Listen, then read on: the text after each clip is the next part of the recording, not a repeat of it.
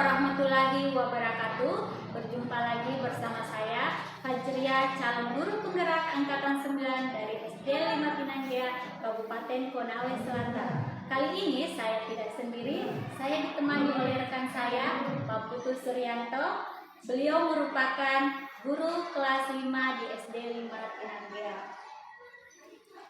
Selamat pagi, Pak. Selamat pagi. Oke, apa kabar hari ini, Pak? Sehat, penuh semangat. Oke, mantap ya, Pak. Oke, baik. Hari ini kita akan adakan percakapan praobservasi ya, Pak. Jadi sebelum saya melakukan supervisi kelas, kita akan melakukan dulu yang namanya praobservasi. Jadi tujuan dari supervisi kelas tersebut yaitu untuk mengetahui dan mengevaluasi jalannya pembelajaran yang akan Bapak lakukan nanti. Mengapa hari ini kita lakukan praobservasi? Ini merupakan persiapan awal Bapak sebelum Bapak melakukan pembelajaran di dalam kelas agar lebih siap dan percaya diri lagi sehingga memberikan pembelajaran yang lebih menarik lagi bagi siswa Bapak. Baik, ada beberapa pertanyaan yang akan saya ajukan kepada Bapak, boleh ya Pak? Boleh. Oke. Jadi dalam pembelajaran Bapak nanti, apa tujuan pembelajaran yang ingin Bapak capai? Baik, terima kasih. Jadi untuk materi pembelajaran yang akan saya bawakan di pertemuan yang akan datang yaitu matematika, saya mengambil materi tentang bangun ruang khususnya tabung. Jadi ada 3 tujuan pembelajaran yang ingin saya capai di dalam kegiatan pembelajaran yang akan saya sampaikan, yang akan saya bawakan di kesempatan di hari Senin nanti. Yang pertama yaitu siswa saya harapkan dapat menyebutkan jenis-jenis bangun ruang. Jadi setelah saya menjelaskan atau setelah saya melakukan kegiatan pembelajaran, saya mengharapkan siswa-siswa saya dapat menyebutkan jenis-jenis bangun ruang yang saya tanyakan kepada mereka. Mereka dapat menyebutkannya. Yang kedua, mereka dapat menyebutkan contoh-contoh bangun ruang yang ada di sekitar mereka, di sekitar lingkungan mereka. Jadi begitu ada benda-benda apa saja yang mereka dapat mereka tunjukkan bahwa ini adalah sebuah bangun ruang. Jadi itu. Yang ketiga, karena materinya ini saya khusus ke tabung, jadi setelah materi pembelajaran berlangsung, saya memberikan mengevaluasi siswa saya agar mereka dapat mendefinisikan sifat-sifat atau jenis-jenis tabung itu seperti apa bangun ruang yang berupa tabung itu. Jadi 3 itu yang ingin saya capai di dalam kegiatan pembelajaran. Oke, jadi ada 3 tujuan pembelajaran. Oke, nah bagaimana dengan area pengembangan yang ingin Bapak capai atau yang ingin dilakukan observasi nanti, Pak? Area pengembangan yang ingin saya capai di sini saya mengembangkan area dua area pengembangan yang saya capai. Yang pertama, saya ingin melakukan mengembangkan pengetahuan dan keterampilan dari guru saya. Jadi setelah pembelajaran ini, keterampilan dan pengetahuan dari guru saya mengalami peningkatan atau ada perubahan dari sebelum dan sesudah pembelajaran ini berlangsung. Yang kedua, saya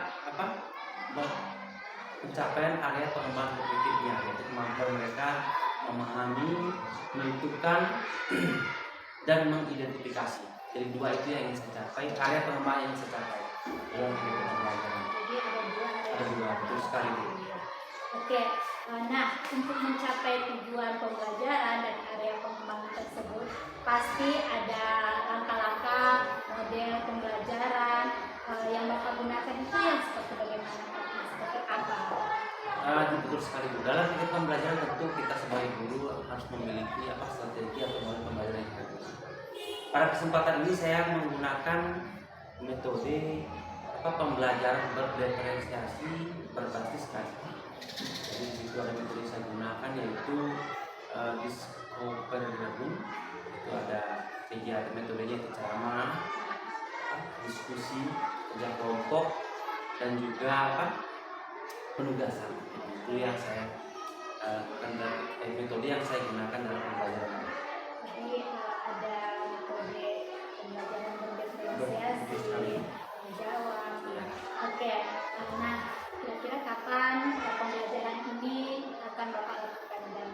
Ya, materi ini akan saya sampaikan kepada siswa saya pada hari Senin nanti.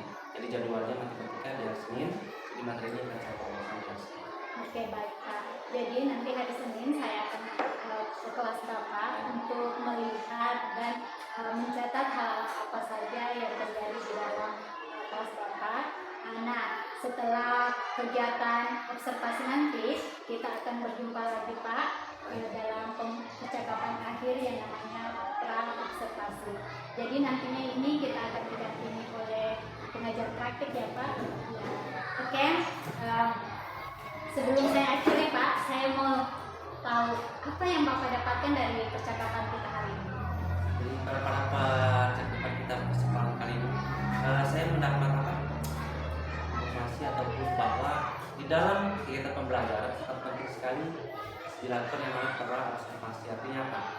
Kita dapat mengukur atau menentukan kesiapan kita sebagai guru di dalam proses pembelajaran yang akan kita ajarkan. Jadi apakah kita benar-benar sudah siap, apa-apa yang kita perlukan dalam memberikan pelajaran itu kepada siswa, agar materi yang kita sampaikan nanti di hari kita melaksanakan pembelajaran itu dapat berjalan dengan lancar dan semua persiapan yang kita perlukan telah kita siapkan. Oke, baik sekali ya Pak. Oke, terima kasih. Selamat pagi anak-anak. Apa kabar hari ini? Alhamdulillah, luar biasa, penuh semangat Allah. Baiklah, hari ini jadwal kita yaitu matematika. Jadi sebelum kita belajar hari ini, Bapak ingin juga melihat kesiapan kita dalam belajar. Ya, jadi sebelum belajar kita berdoa dulu ya. Nah, kita tunjuk Bapak untuk pimpin teman-temannya untuk berdoa. Silakan kita kelasnya dipimpin dulu. Sebelum belajar, mari kita berdoa sesuai agama dan keyakinan kita masing-masing. Berdoa dimulai.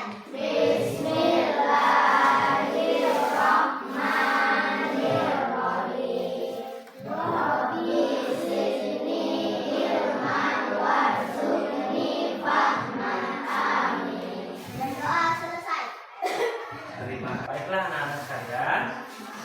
Sebelum pelajarannya Bapak ingin mengecek juga kehadirannya. Ini ada apakah ada yang sakit atau ada yang tidak hadir tanpa hadir semua hari ini. Mungkin ada beberapa ada yang sakit hari ini. Tidak ada. Berarti hari ini semua sehat ya. Hari ini semua kita dalam keadaan sehat. Jadi pelajaran kita hari ini dihadiri oleh kalimat kalian.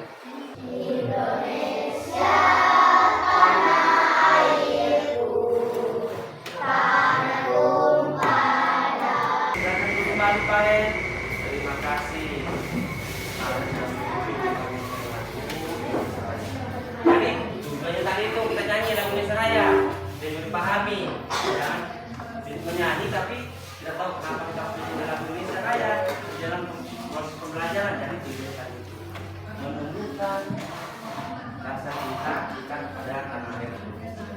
Baiklah anak sekalian, hari ini kita akan pembelajaran matematika. Jadi sebelum pelajaran Bapak ingin menanyakan kembali tentang kesepakatan kelas yang sudah kita lakukan beberapa hari yang lalu. Jadi Bapak ingin adalah hadir tepat waktu atau tidak terlambat datang ke sekolah. Disiplin ya, itu kamu sudah tuliskan sendiri. Kita sudah sepakati bersama. Yang kedua, nah kalau tulis di situ tidak membuang sampah sembarangan. Nah itu kamu sendiri yang punya kesepakatan itu. Jadi sampah harus dibuang pada tempatnya. Dan masih ada lagi ya, yang terakhir tadi ada lagi. Kita lihat juga di situ ada tidak makan saat belajar. Nah itu juga kami yang bikin. Kami sepakati bahwa kalau lagi belajar tidak boleh ada yang makan.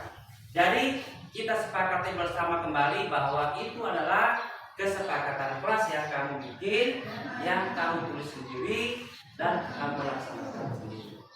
Jadi jika ada siswa atau teman kalian yang melanggar atau tidak melaksanakan kesepakatan kelas itu, tentu ada konsekuensinya ya. Bisa dilaksanakan atau tidak? Bisa dilaksanakan? Bisa. matematika materinya adalah bangun ruang. Bangun ruang dengan submateri yaitu tabung ya. Jadi sebelum Bapak menjelaskan tentang tabung, Bapak ingin menyebutkan kepada kalian jenis-jenis bangun ruang. Hari ini kita memiliki tujuan pembelajaran, ada 3 yang Bapak ingin capai. Yang pertama, kalian semua dapat menyebutkan jenis-jenis bangun ruang.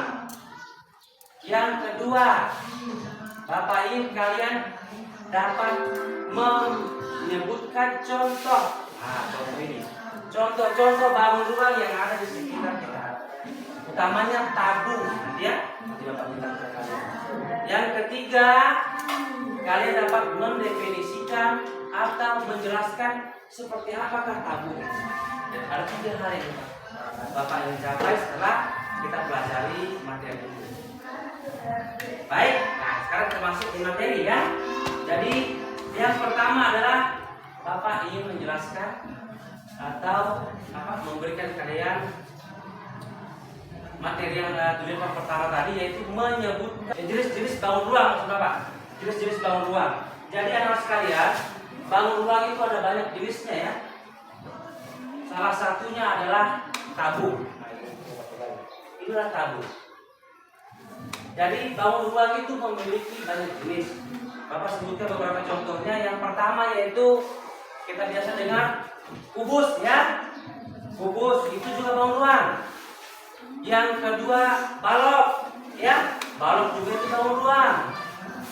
Yang ketiga itu biasa tersebut dengan kata kerucut ya. Kerucut itu juga bangun ruang. Jadi itu adalah contoh-contoh bangun ruang yang yang kita pelajari pada hari ini. Jadi bisa dipahami? Bisa? Oke, kalau bisa Bapak ulangi lagi. Bangun ruang itu ada banyak jenisnya ya. Bapak sebutkan beberapa contoh tadi. Yang pertama apa? Bangun ruang. Yang pertama balok. Habis itu apa lagi? Apa? Balok. Habis itu kubus. Bangun ruang juga itu ya. Yang ketiga apa lagi? Kerucut. Itu teman-teman menyebutkan kerucut. Yang terakhir adalah tabung. Jadi ini adalah jenis-jenis bangun ruang. Ini contohnya ya. Ini contohnya adalah kubus. Sedangkan ini adalah contoh. Ya. Baiklah. Setelah menjelaskan tadi, ada kayaknya silakan pertanyaan. Warahmatullahi wabarakatuh. Selamat pagi Bapak Ibu. Bagaimana kabarnya hari ini? Baik, sehat. Semangat hari ini. Luar biasa sekali ya Bapak Ibu. Jadi di kegiatan pendampingan Ibu Kelima ini, Ibu Fadlia itu mendapatkan tugas melakukan pasca observasi yang dilakukan setelah Paku itu melakukan observasi ya. Jadi di kegiatan ini memang penting, merupakan salah satu tugas bagi Ibu Fadlia. Nah, untuk lebih jelasnya mungkin saya persilakan kepada Ibu Fadlia dan melakukan kegiatannya, yaitu pasca observasi yang telah dilakukan Pak Puko, yaitu observasi dari kegiatan tersebut. Saya persilakan kepada Ibu Fadlia. Oke, terima kasih. Assalamualaikum warahmatullahi wabarakatuh. Waalaikumsalam warahmatullahi wabarakatuh. Seperti yang telah saya sampaikan terlebih dahulu, bahwasanya setelah observasi kita akan berbincang kembali ya Pak, yaitu pasca observasi. Jadi kali ini ada beberapa pertanyaan lagi yang akan saya ajukan kepada Bapak. Boleh ya Pak? Ya, silakan. Oke. Mengenai bagaimana perasaan Bapak setelah kita adakan observasi? Jadi kalau ditanya perasaan begitu, jadi dalam saat observasi tentu ini menjadi motivasi juga buat saya. Bagaimana saya mengajar dalam kelas mendapatkan nanti pantau atau observasi dari ibu, tentu sangat senang bagi saya. Tapi dari itu juga saya merasa dalam observasi ini tentu saya pertama kali observasi ini, jadi mungkin ada beberapa hal yang menjadi kurang saya tentunya akan menjadi menjadikan pandangan saya, perbaikan saya ke pembelajaran berikutnya akan menjadi lebih baik lagi. Ya, jadi ini pengalaman Pengalaman ya? pertama Oke. observasi. Baik. Masih agak grogi begitu. Oke, baik Pak. Kalau baik Pak, selanjutnya bisa Bapak ceritakan kembali pengembangan pengembangan yang telah Bapak lakukan, bagaimana langkah-langkahnya di dalam kelas saat Iya. Jadi setelah saya melakukan pembelajaran tadi, saya memiliki dua area pengembangan yang saya capai dari proses pembelajaran tadi. Yang pertama yang pengembangan yang saya lakukan adalah meningkatkan, mengembangkan keterampilan dan pengetahuan siswa-siswa saya. Jadi saya meningkatkan atau membantu siswa-siswa saya agar keterampilan mereka dan pengetahuan mereka lebih meningkat lagi. Itu yang pertama. Yang kedua, saya area kognitif mereka. Jadi mereka siswa-siswa saya pancing lagi agar mereka lebih kreatif lagi dalam menentukan serta mengidentifikasi sesuatu yang saya arahkan. Jadi mereka lebih dapat berpikir lebih kritis lagi. Jadi ada dua hal yang saya dicapai di pembelajaran yang sudah saya lakukan. Jadi Ada dua yang bagus sekali itu. Menurut Bapak, dari pengembangan area pengembangan yang Bapak sampaikan atau yang Bapak capai itu sudah berjalan dengan baik atau belum? Nah, tentunya kalau saya katakan berjalan dengan baik, saya anggap itu sudah baik. Tapi dari itu saya ada beberapa kekurangan saya, ada beberapa hal yang saya lihat belum maksimal saya capai. Nanti di pembelajaran berikut akan saya jadikan acuan agar saya dapat melaksanakan pembelajaran berikutnya dengan lebih maksimal. Ada beberapa hal yang saya lihat saya belum maksimalkan, tapi dalam proses belajar tentunya itu akan menjadi gambaran saya berikutnya agar saya lebih baik lagi dalam melakukan kegiatan pembelajaran. Masih ada, pasti masih ada. Menurut Bapak, kendala apa yang Bapak hadapi pada saat observasi di dalam kelas? Saat observasi tentu dari pikiran belajar tadi ada beberapa kendala yang saya hadapi, contohnya dalam penyampaian materi. Tentunya dari siswa-siswa saya mungkin dalam menyampaikan atau memilih metode, memilih teknik pembelajaran yang kita mungkin masih belum pas kepada seluruh siswa. Jadi ada siswa yang pas untuk metode itu, ada yang tidak pas. Jadi siswa masih belum begitu menyimak atau belum begitu tertarik dengan sebagian kecil, namanya ada beberapa saja yang begitu suka dengan metode atau yang kita sarankan. Mungkin akan saya jadikan refleksi. Saya lihat seperti ini harus saya perbaikan saya Jadi perancangan Bapak atau rencana Bapak ke depannya bagaimana supaya siswa bisa aktif seperti yang Bapak inginkan?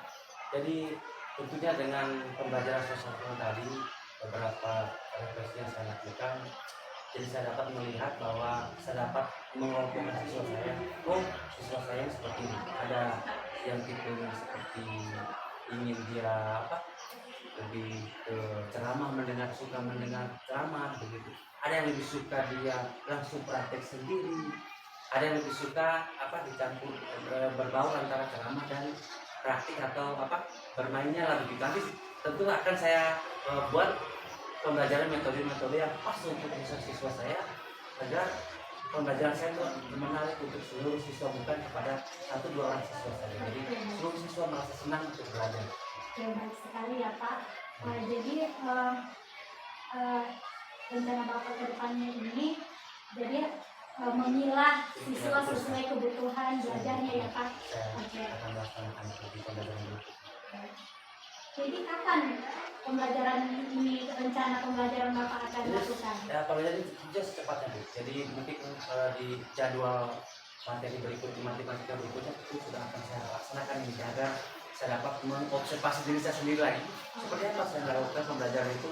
Karena setiap pembelajaran saya lakukan dapat meningkatkan motivasi, terutama siswa dalam belajar. Jadi siswa senang dalam belajar dan mereka dapat mengambil atau menerima pelajaran saya dengan baik, dengan senang. Dan luar biasa Kak rencananya. Semoga rencana Bapak